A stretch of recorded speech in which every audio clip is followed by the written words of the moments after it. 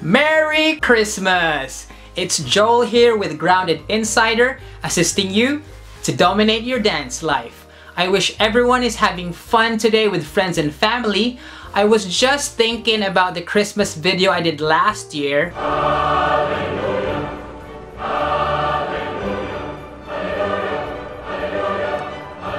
I can't believe it's been a year already. Today, I'm gonna share with you my time with international choreographer Ysabelle Capitule. If you don't know her, she's a Filipino-American choreographer who's blown up in the last few years. Also today, we're excited to release Carpool Choreoke, where Ysabelle speaks about women in the dance industry, her experience about mentorship, and a few other things. If you're watching this on Facebook, this is the short version, and if you're watching this on YouTube, it is the in-depth full interview. If you're watching the short version and want to watch the full interview, the YouTube link is somewhere on the text, or simply go to the Grounded Show YouTube channel. Also, we just hit 1,800 YouTube subscribers today. I know it's still a baby number, but we're happy to know that more and more people are wanting to watch our YouTube channel. So, enjoy this episode, and remember, the greatest gift we can give each other this Christmas is our time and love for each other. Happy holidays! Christmas time! How are you feeling Christmas time?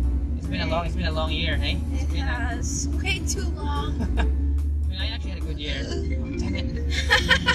It's been a successful year for me and my team. How about you? Me as well. I've been all over the world. Literally, I've been on a world tour since January. What's your fondest memory of Christmas?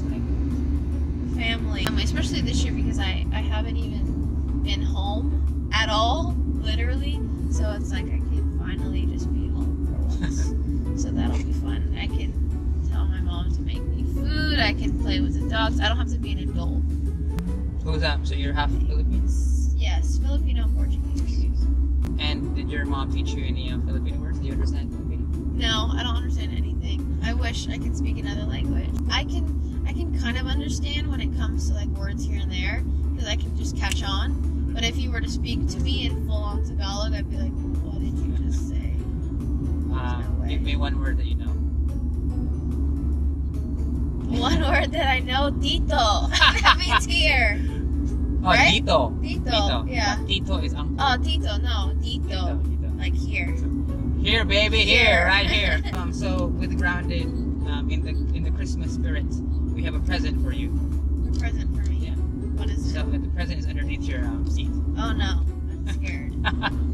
Oh yeah, it's like an actual present. It's real Christmas. Merry Christmas! Ysabelle. Yeah. Thank you.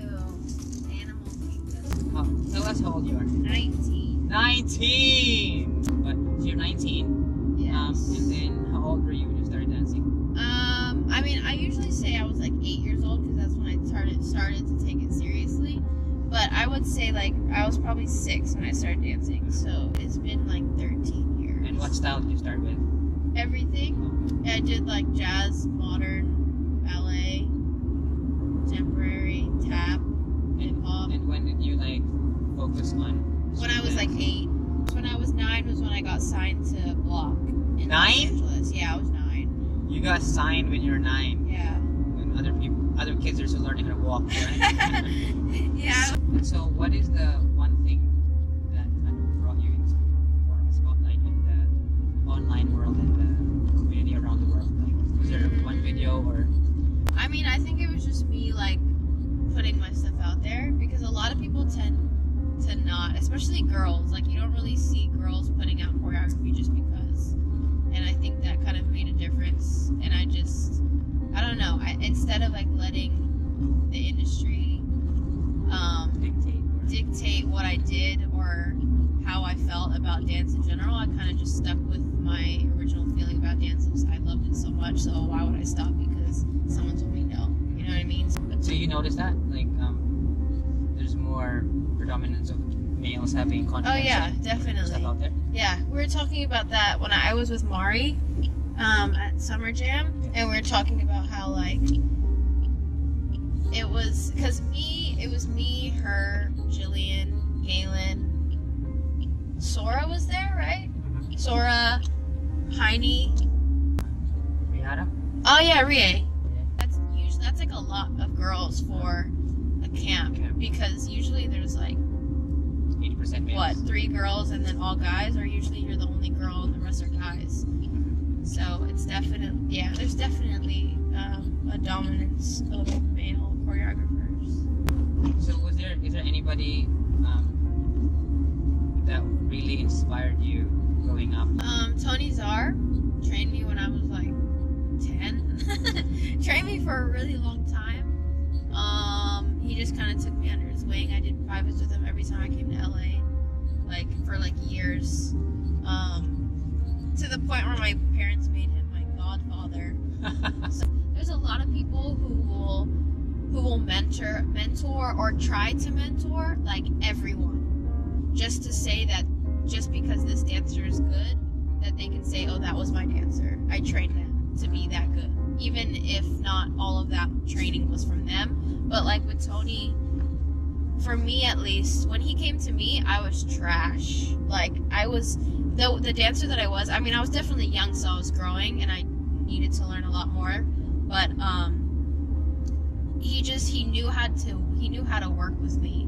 Like he knew he would watch what I need and teach me that, and again watch what I need and teach me that. Like it wasn't something that it wasn't going off of what he wanted to do. It was going off of what I needed. Yeah. So it's like it's not generic kind of training. Right. It's specific. It's specific to what you need. Yeah, because I feel like nowadays, even like the mentor programs that everyone does, like it's great because you clearly learn a lot from that. But then when you have one mentor who's focused just on you, then it's like you get so much more from that because no one learns the same.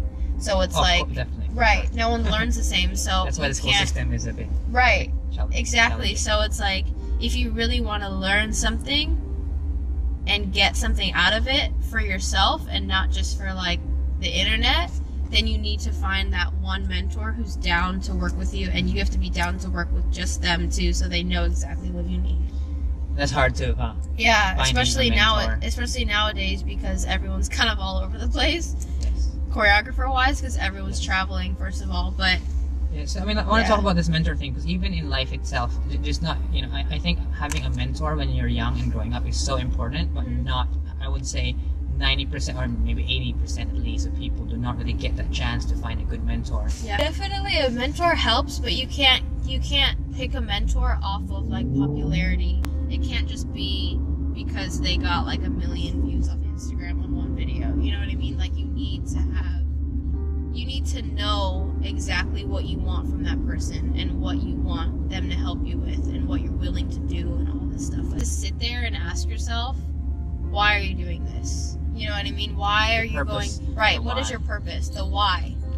You have to know the why you're doing it, because it's like if you don't have a destination, you don't really know where to go. Like it's like you're driving, but it's like you get in the car and you're driving, but if you have no destination, what's the point of getting in the car? It's just a waste of gas, waste of money, waste of gas, waste of time. My parents forced me to go to college, and it was like and it was, but that was like in the midst of all my travel, so it was actually really insane. First of all, approaching college in the first place as a freshman is like you have to figure everything out. You know what I mean? You don't live at home anymore. You're around all these people 24/7, so it's like you have to figure all that out.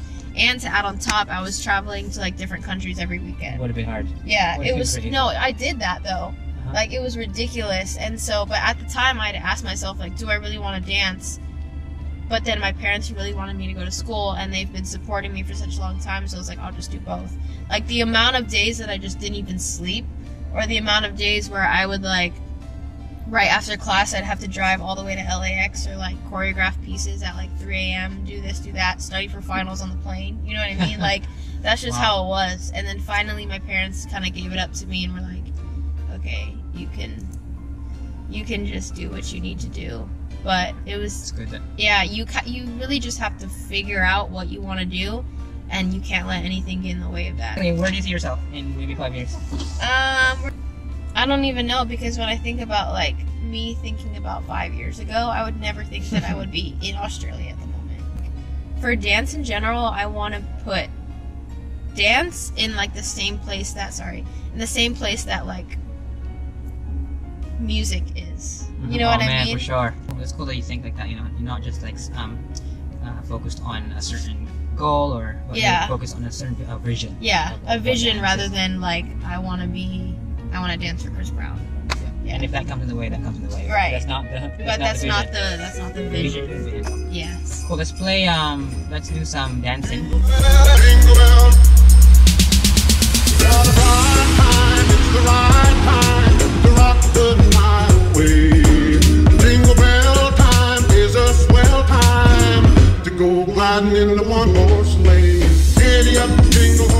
Thank you for being with us this Christmas time, Ysabelle. Hope you all have a nice Christmas and subscribe to the channel. Peace. Where did you even get these?